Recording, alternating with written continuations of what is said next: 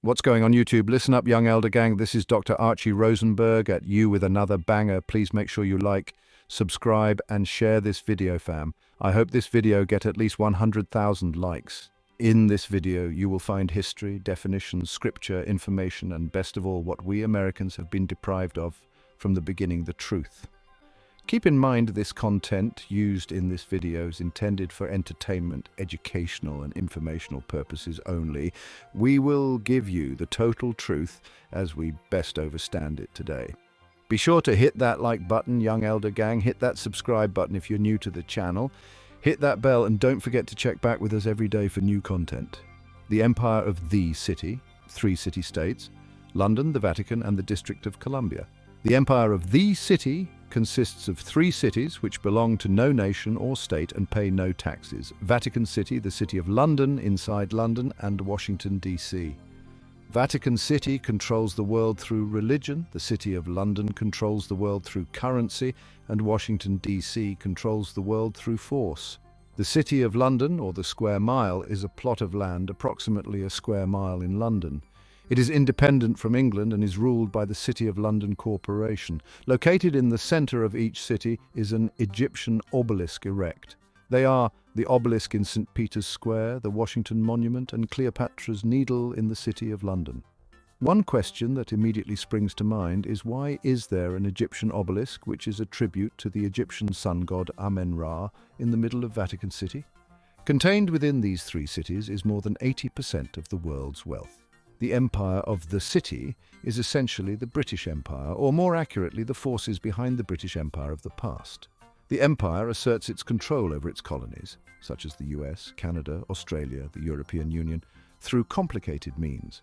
One of their means of control is to have agents of their cause in high places of influence. This cabal of powerful manipulators is known collectively as the Illuminati, the shadow government, the Omega Agency, the government within the government, and so on. It does not matter what they are called. They are there and have been actively and legislatively writing away our freedoms, and also have been working towards the New World Order. Examples of this is the Patriot Acts, H.R. Bill 1955, the European Union Constitution, and the Security and Prosperity Partnership. Did the world wars, revolutions, and big events of human history evolve naturally, or were they calculated and pre-planned? If they were pre-planned, who planned them, and what are they planning for the future of humanity? The answer to this puzzling question can be found within the boundaries of 3 of the world's most powerful cities. Those 3 cities belong to no nation and pay no taxes. They are Washington's District of Columbia, which is not part of the City of Washington or of the United States. The inner City of London, which is not part of London or England, and the Vatican City, which is not part of Rome or Italy. These cities, called city-states, have their own independent flag, their own separate laws, and their own separate identity. Before we get more into it, let me give you some game. Leading up to the American Revolution, one of the colonists' chief complaints about the British Empire was that it imposed taxation without representation, a slogan that Washington, D.C. has since adopted as its unofficial motto. Washington, D.C. is the ancestral home of the Nacotchtank People, also known as Anacostans. After British colonists drove them out of their land, it became part of Maryland and Virginia. In 1790, both of these states ceded the territory to establish the District of Columbia as the capital of the United States. At the time, there were about 3,000 people living in D.C., too few to become a state, and white men who owned property in D.C. continued to vote in either Maryland or Virginia as they had before.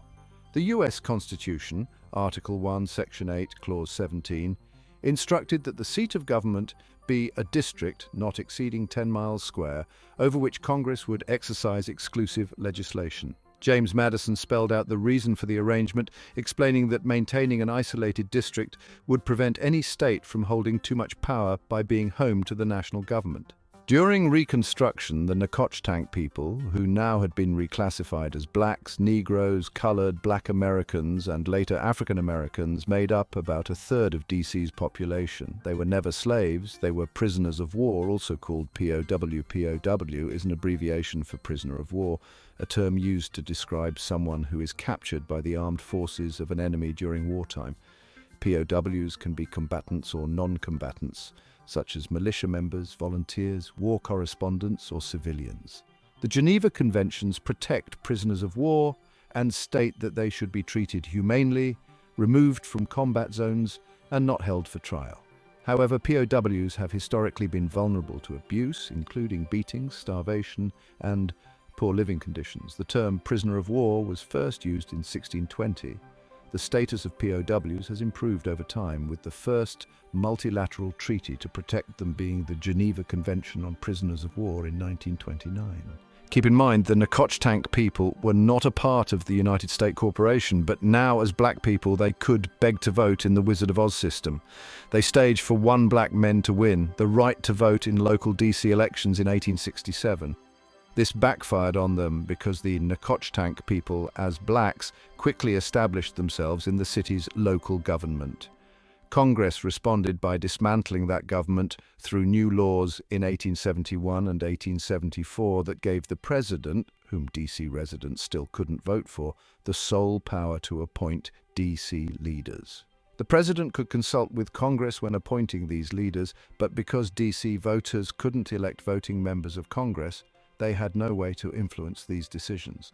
The president, congressmen, and many federal staff members remained immune to these changes because they were registered to vote in their home states.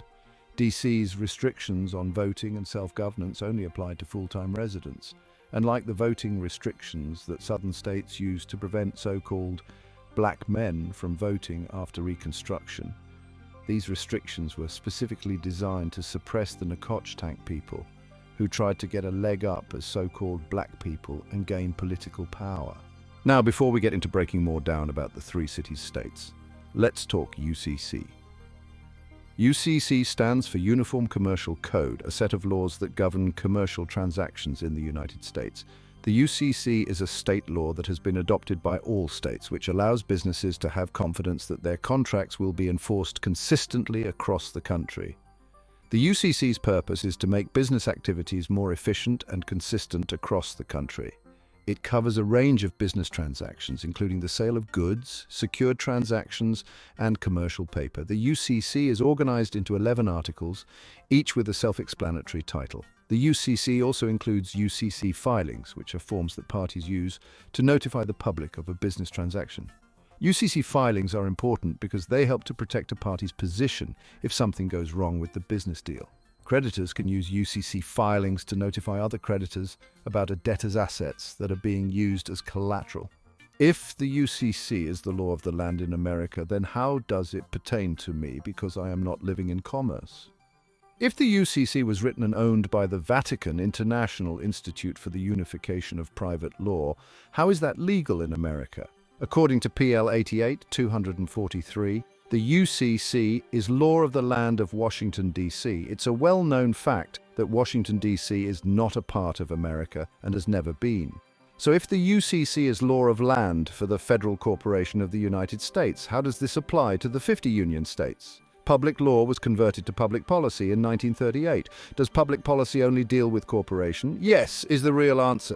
So how does public policy pertain to me as I am not a corporation? Why does the United States pay $260,000 a year to Unidroit for the use of the UCC? Is Unidroit owned by the Vatican?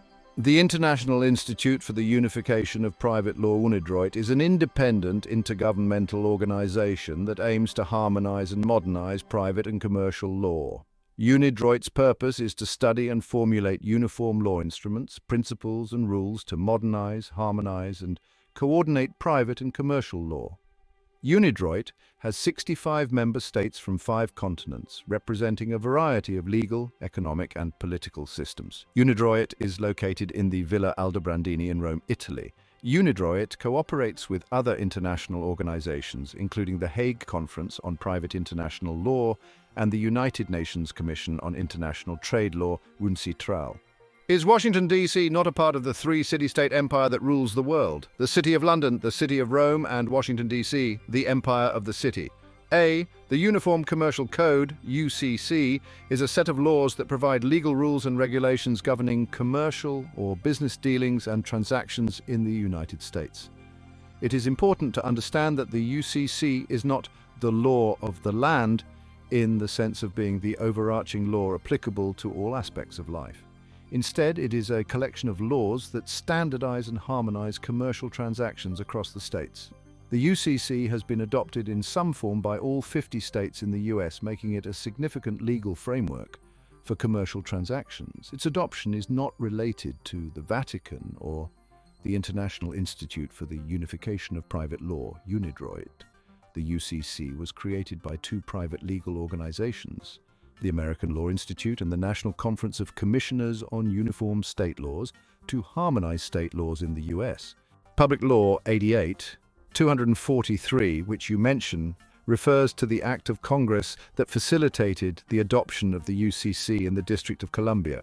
However, this does not mean that the UCC only applies to Washington, D.C., or that D.C. is not part of the United States. Your reference to public policy and corporations seems to confuse the scope of the UCC. The UCC primarily deals with commercial transactions, which can involve both individuals and corporations. Therefore, it can be relevant to individuals who are not corporations but are engaged in commercial activities. Although geographically separate, the city-states of London, the Vatican, and the District of Columbia are one interlocking empire called Empire of the City. It's really the new Roman Empire. Mystery Babylon, the Great, the mother of harlots and abominations of the earth. The flag of Washington's District of Columbia has 3 red stars, one for each city-state in the 3-city empire. The corporate empire of 3 city-states controls the world economically, militarily, and spiritually through London, Washington, D.C., and the Vatican, respectively. Washington, D.C.'s flag is white with 3 red stars at the top, above 2 red horizontal bars. Some say the flag's design is based on President George Washington's family coat of arms. The Washington coat of arms featured 3 red stars above 2 red horizontal bars on a silver background, according to the website for Mount Vernon, Washington's historic Virginia home.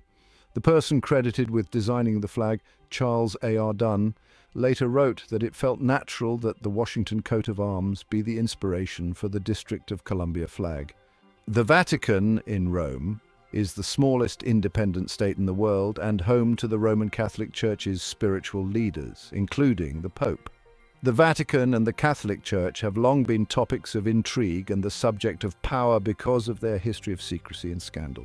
Washington, D.C. and London are capital cities, not independent states. The phrase Empire of the City appears to stem from a book titled The Empire of the City, the Jekyll and Hyde nature of the British government. The book centers London as the city. Vatican City is in fact a state, the smallest principality in the world. It lies on the banks of the Tiber, completely surrounded by the city of Rome.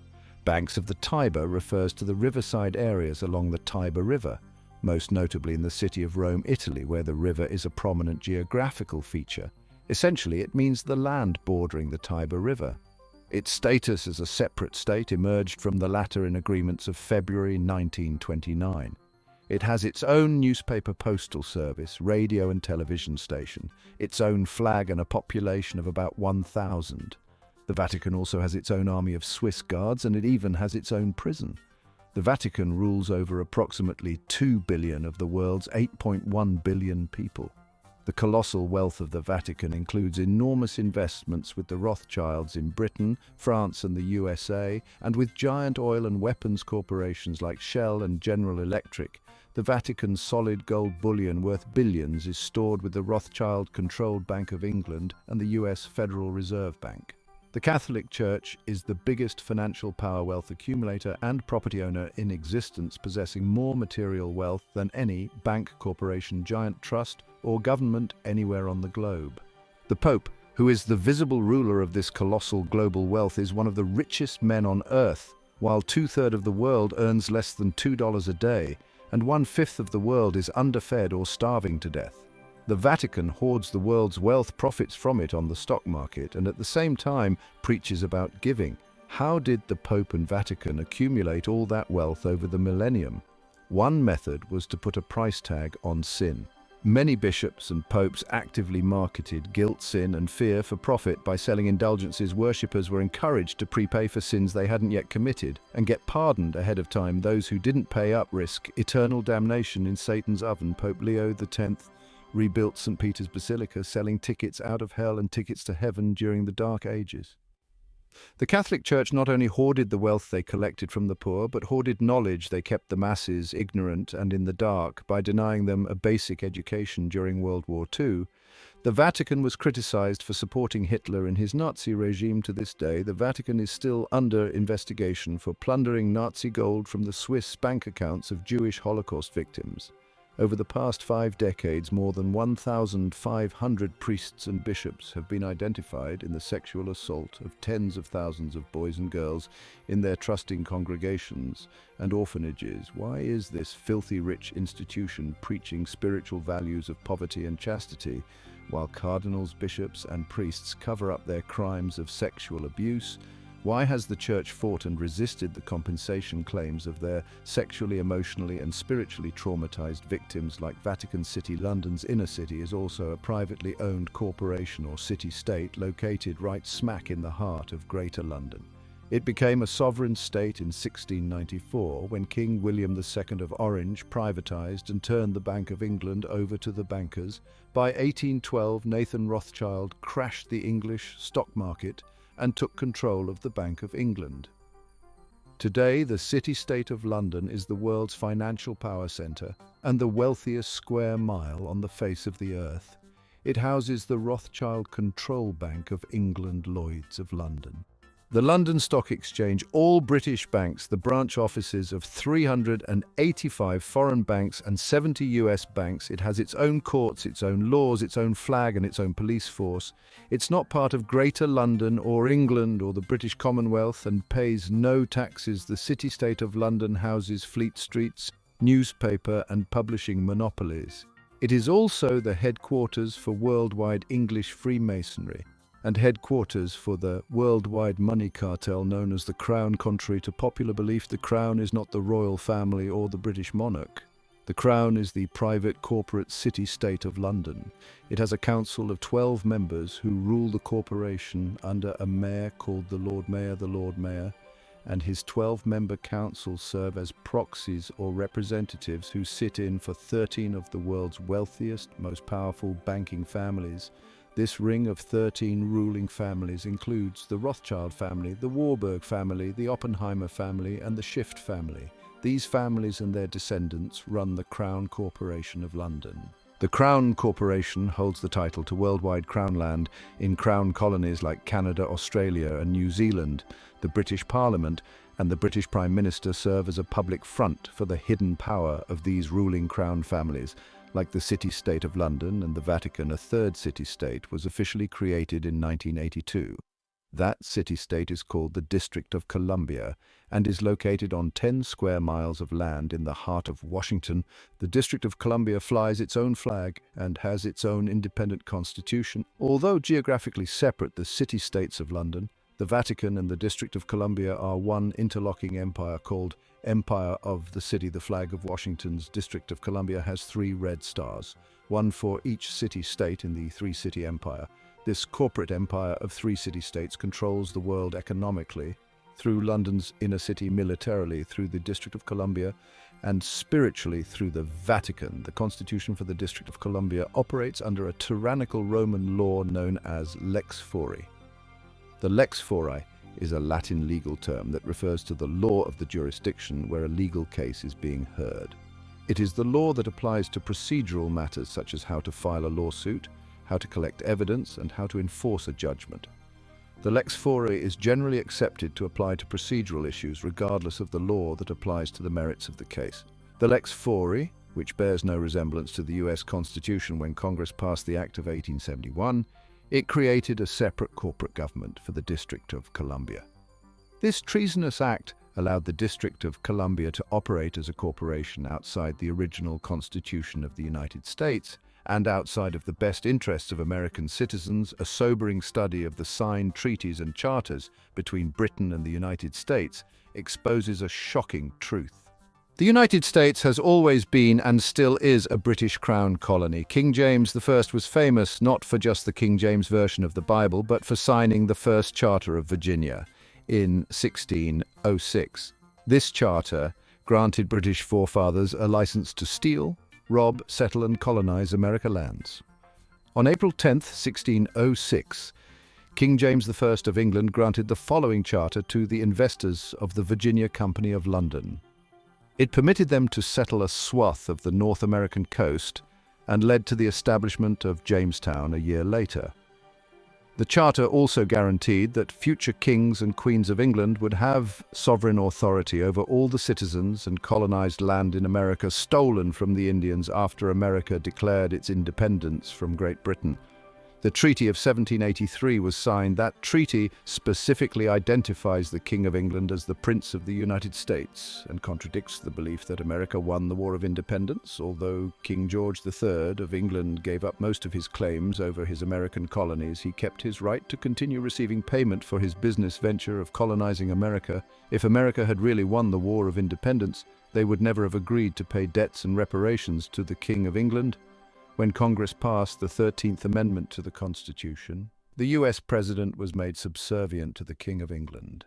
The 13th Amendment is called the Title of Nobility Amendment and forbids US presidents and their officials from using royal titles like King or Prince or Baron. For some mysterious reason, the 13th Amendment, which was ratified in 1810, no longer appears on current copies of the Constitution. America's blood-soaked War of Independence against the British bankrupted America and turned its citizens into permanent debt slaves of the King. In the War of 1812, the British torched and burned to the ground the White House and all US government buildings and destroyed ratification records of the US Constitution.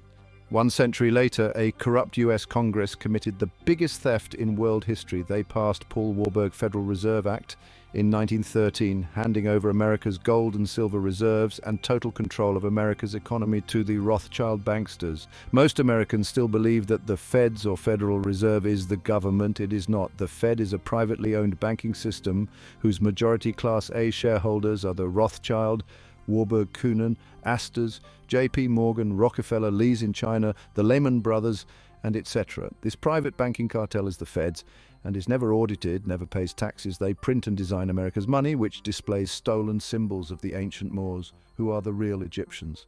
They have on this money the words "In God we trust." Who exactly is the God they trust? These guys don't believe in any God. They say they are God. This stuff is really funny. They also collect American taxpayers' money through the IRS. Then they loan it back again with interest to pay for road, bridges, and other public works. American presidents are handpicked and financed by these special interest power groups like George W. Bush. John Forbes Cary, whose initials are JFK, is a member of Yale University Skull and Bones Brotherhood. The Forbes part of John Carr's name identifies his descendancy from Captain Robert Bennett Forbes, who is a drug runner for the Rothschilds' opium drug trade with China in the 1800s. Most US citizens believe that the United States is a country and that the president is the most powerful man on earth. The United States is not a country, it is a corporation, and the president is president of the corporation of the United States. He and his elected officials work for the corporation, not for the American people, since the United States is a corporation who owns the corporation of the United States, like Canada and Australia, whose leaders are prime ministers of the Queen and whose land is called Crown Land. The United States is just another crown colony. Crown colonies are controlled by the empire of 3 city-states. At the center of each city-state is a towering, fic-shaped stone monument called an obelisk that points skyward in D.C. city-state. The obelisk, known as the Washington Monument, was dedicated to Freemason George Washington by the Freemason Grand Lodge of the District of Columbia. The secretive Brotherhood of Freemasons laid the Washington obelisk cornerstone in 1848 and contributed 22 Masonic memorial stones. 250 Masonic lodges financed the Washington Monument obelisk. Including the Knights Templar Masonic Order at the heart of London city-state, is a 187-ton, 69 feet tall Egyptian obelisk called Cleopatra's Needle. It was transported from Egypt and erected on the banks of the River Thames in Vatican City. Another Egyptian obelisk towers high above St. Peter's Square.